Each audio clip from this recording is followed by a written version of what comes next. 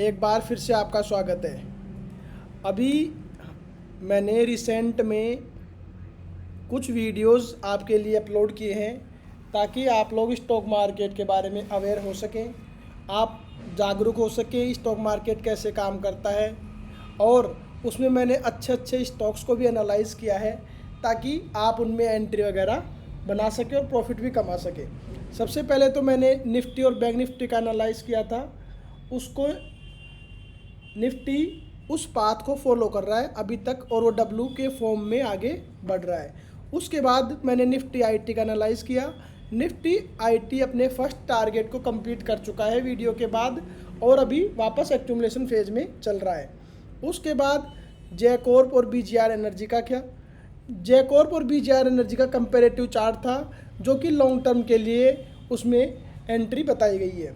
उसके बाद beyond once imagination में मैंने 5 स्टॉक आपको बताए थे जो कि फंडामेंटल बेहद ही ख़राब था और वो near to all time high या 10 to 15 ईयर्स हाई चल रहे थे, जिसमें हमारा जेनेको all time high, ISWL 18 years high, India Cement all time high, Mega Soft all time high.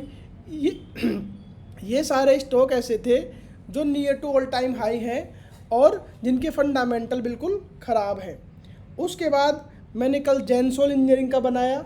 Gensol engineering में आपको यह बताया गया है कि फ्रॉड कब हुआ है, एक्चुअल फ्रॉड कब हुआ है, पहले हुआ है या बाद में हुआ है या अब इसमें आगे क्या करना चाहिए, वो सारी चीज़ें आपको जेंसोल इंजीनियरिंग में बताई गई हैं। और इस वीडियो के साथ मैं आपको सारे लिंक इसके डिस्क्रिप्शन में डाल दूंगा ताकि आप उन्हें 1 by 1 देख सकें जब भी आपको समय मिले। आज का जो हमारा थीम है वो है निफ्टी डिफेंस सेक्टर में चार्ट क्या बोल रहा है और आगे क्या मूवमेंट रहने की संभावना है। तो सबसे पहले मैंने यहाँ निफ्टी डिफेंस का चार्ट खोल रखा है। मैं आपको एक चीज़ डिस्कस करना चाहता हूँ कि अगर किसी स्टॉक के फंडामेंटल होते हैं तो क्या सारी कंपनियों के एम्प्लॉय सेम होते हैं? क्या सारी कंपनियों के अर्निंग पर शेयर सेम होते हैं? क्या सारी कंपनियों के सेल्स या रेवेन्यू सेम होता है? क्या सारी कंपनियों के एम्प्लॉयज़ बराबर होते हैं? क्या सारी कंपनियों की CSR पॉलिसी सेम होती है? कुछ भी सेम नहीं होता है। लेकिन चार्ट यहाँ आपको मैं दिखाऊंगा, डिफेंस सेक्टर के सारे शेयर्स का चार्ट बिल्कुल सेम है। अब आगे देखते हैं कैसे। सबसे पहले हम आते हैं डिफेंस के इंडेक्स पर। इसमें यह आपका डिसेंडिंग लाइन को ब्रेक करने के लिए रेडी है। और अगर मैं वीकली बेसिस पर देखूं तो यहाँ एक मॉर्निंग स्टार बना हुआ है। डिसेंडिंग लाइन को ब्रेक करने के लिए रेडी है और मॉर्निंग स्टार बना हुआ है। साथ ही अगर मैं यहाँ पाथ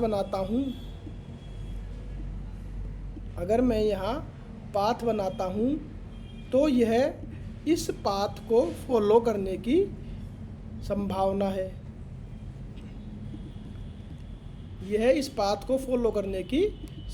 है। तो आपने क्या देखा कि पहले तो यह डिसेंडिंग चैनल का ब्रेकआउट आ रहा है।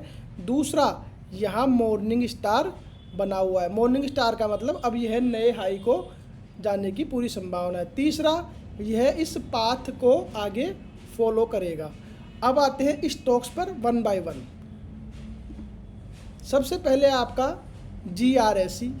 तो GRSE में आप देखिए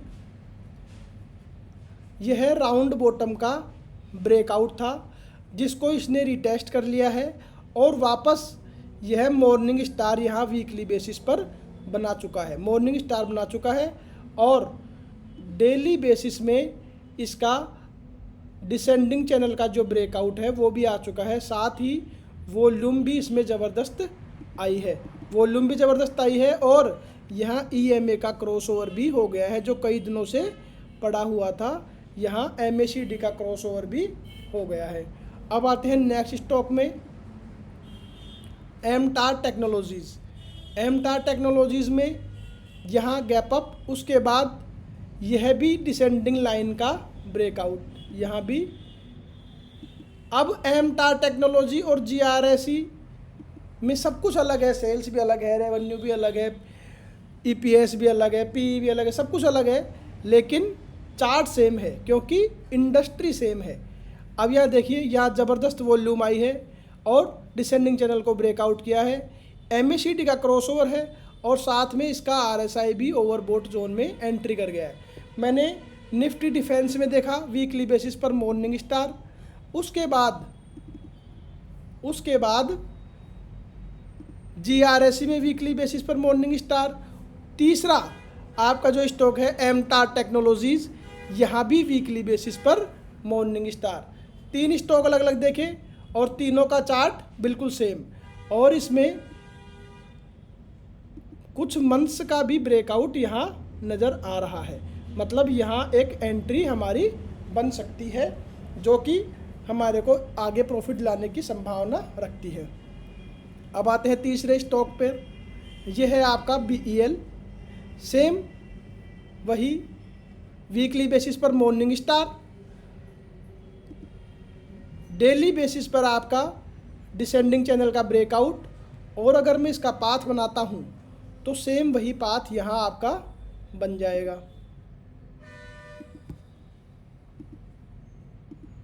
आपका सेम पाथ आगे बन जाएगा। तो फंडामेंटल आपको नज़र आ रहे होंगे कि कैसे होते हैं और क्या काम करते हैं।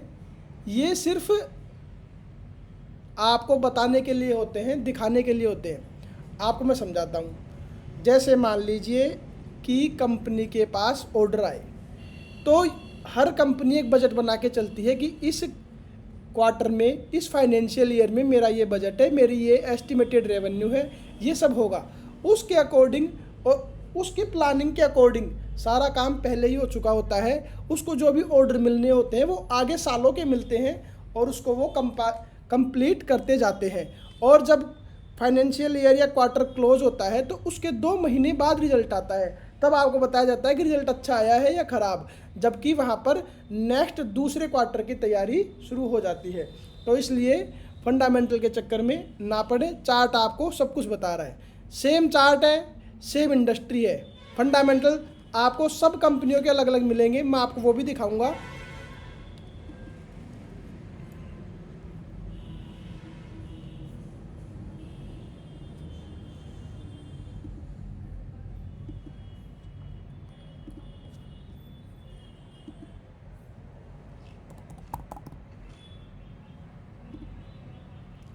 यहाँ हम चलते हैं सबसे पहले GRSE पर।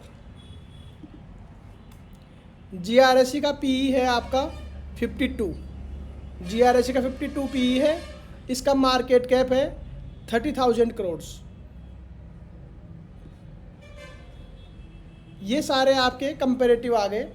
अब आप यहाँ देखिए BDL, इसका जो PE है वो है 102, अपोलो माइक्रोसिस्टम का है 158। यहाँ हमारी सेल्स है, किसी की सेल्स मात्र 250 करोड़ है, किसी की सेल्स 5000 करोड़ है, किसी की लेस देन 100 करोड़ है। तो यहाँ पर आपको सब चीज़ अलग अलग मिलेगी और किसी भी स्टॉक के फंडामेंटल में कोई समानता यहाँ आपको नहीं मिलेगी, कोई इक्वलिटी नहीं मिलेगी। अब आते हैं हम वापस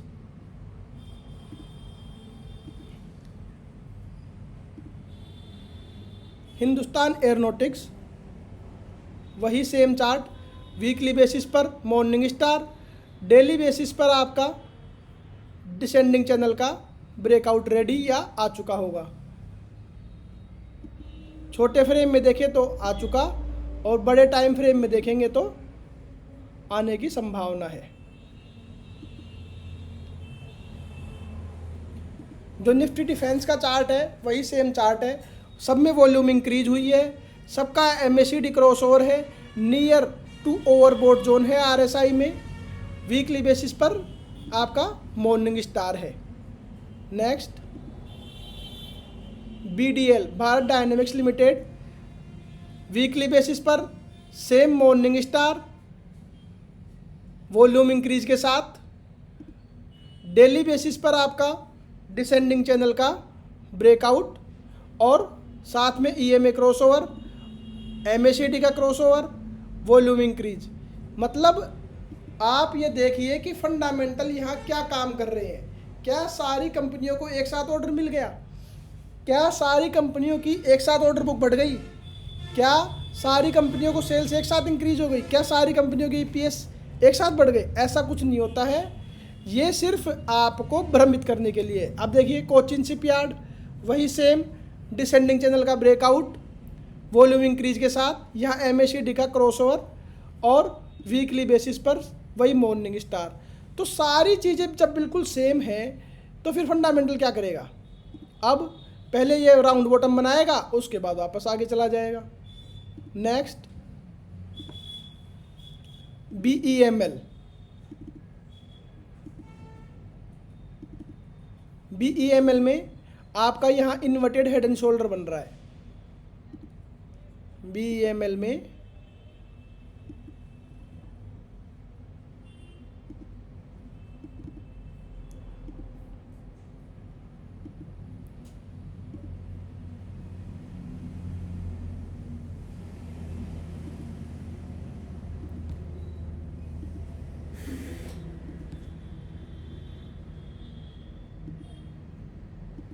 और अब ये इसका ब्रेकआउट यहाँ आ जाएगा।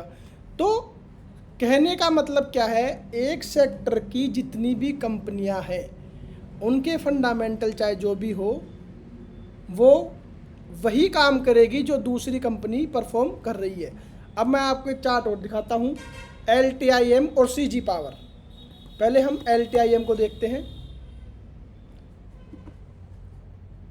अब आप ध्यान दीजिए, LTIM का चार्ट है जो ये शार्प V बना रहा है। यहाँ एक शार्प V बनाता हूँ इस तरीके से, ठीक है, शार्प V बना रहा है। दूसरी चीज यह एक बार सीधा प्राइस इंक्रीज हुई, V को कंप्लीट किया, यहाँ तक रेसिस्टेंस आया, उसके बाद एक छोटा सा राउंड बॉटम बनाया। ये वीकली चार्ट है, ये डेली चार्ट नहीं है, ये वीकली चार्ट है। उसके बाद छोटा राउंड बॉटम बनाया और अब वापस इस तरीके से दो ये प्रोटोटाइप्स हैं, इस तरीके से यहाँ कैंडल आने की संभावना है। अब जिस चार्ट में मैंने बनाया था जो ऑप्शन का चार्ट था CG पावर का, आपने अगर वो वीडियो देखा हो तो CG पावर के चार्ट में बिल्कुल प्रोटोटाइप बनाया था पहले और आपको 782 का टारगेट मैंने यहाँ दिया था, बिल्कुल सेम है। देखिए यहाँ से इंक्रीज हुआ, उसके बाद छोटा सा राउंड बॉटम बनाया और उसके बाद आपका यह प्रोटोटाइप यहाँ कंप्लीट हो गया। अब आप देखिए CG पावर इंडस्ट्री है, LTIM IT इंडस्ट्री है। दोनों इंडस्ट्री में दिन रात का अंतर है, मतलब कोई समानता नहीं है। दोनों कंपनियों के रेवेन्यू में कोई समानता नहीं है, लेकिन चार्ट बिल्कुल सेम है। तो चार्ट आपको सब चीज़ बताएगा। फंडामेंटल आपको 1 साल पीछे धकेल देंगे हर बार, और जब आप 10 साल काम करोगे तो आप 100 साल पीछे हो जाओगे। इसलिए फंडामेंटल के बेस पे अगर आप भी काम कर रहे हो मेरी वीडियो देखने के बाद, तो आपका स्टॉक मार्केट में बने रहना मुश्किल रहेगा। अब आपको मैं बताता हूँ डाटा पैटर्न। यह भी एक डिफेंस कंपनी है और सेम, बिल्कुल सेम, कुछ भी अलग नहीं है। वही डिसेंडिंग चैनल का आपका ब्रेकआउट, वीकली बेसिस पर आपका मॉर्निंग स्टार, डेली बेसिस पर आपका सेम EMA का क्रॉसओवर, वही सेम वॉल्यूम इंक्रीज, कुछ भी अंतर नहीं मिलेगा। और अगर मैं इसका पाथ बनाऊंगा तो वही सेम इसका पाथ बन जाएगा, यहाँ से बना ये आगे पूरा।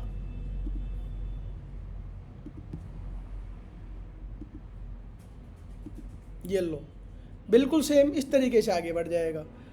हर चीज़ बिल्कुल आसान है स्टॉक मार्केट में, बशर्ते आप न्यूज़ और फंडामेंटल देखना बंद कर दें, सिर्फ और सिर्फ टेक्निकल के बेस पर बहुत अच्छा काम किया जा सकता है।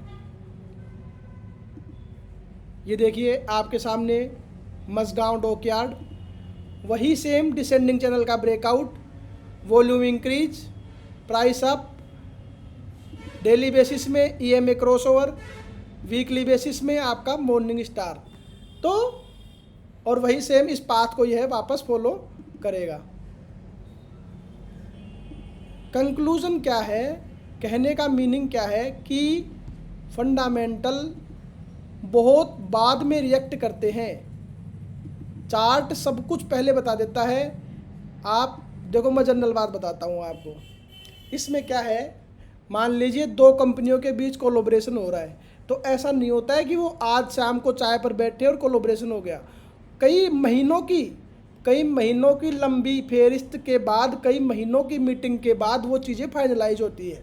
जैसे भारत, इंडिया और यूके की ट्रेड डील 18 महीने लगे उसको फाइनलाइज होने में, 18 मंथ्स। यूएस और इंडिया की ट्रेड डील अभी तक फाइनली, छठे दौर की बातचीत, सातवें दौर की बातचीत, 6th राउंड, 7th राउंड, ये सारी चीज़ें चलती रहती हैं। लेकिन आपको कब बताया जाता है, जब सारा काम सेट हो चुका होता है। अब आते हैं नेक्स्ट स्टॉक पर, मिश्र धातु निगम लिमिटेड। इसका भी वही सेम डेली बेसिस पर डिसेंडिंग चैनल का ब्रेकआउट, वॉल्यूम अप, और वीकली बेसिस पर ये, डेली बेसिस पर ये में क्रॉसओवर, वीकली बेसिस पर आपका मॉर्निंग स्टार। सारी चीज़ें सेम रहेंगी, कुछ भी नहीं बदलेगा। Volume increase, EMA crossover. तो